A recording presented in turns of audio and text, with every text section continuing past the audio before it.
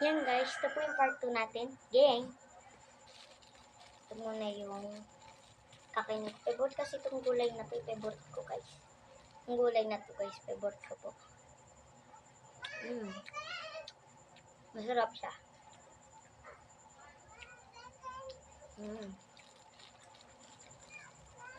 Pwede na.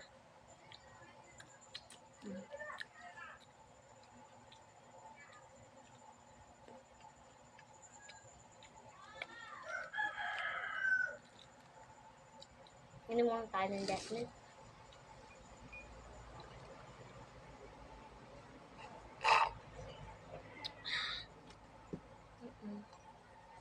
Okay lang.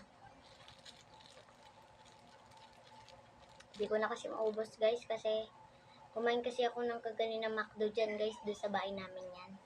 Kumain po kami, binigyan po kami ng teacher namin ng McDo. Kasi yung nakatira dun sa McDo, binigyan niya po kami. Opo. Kulay ano po ito, pink.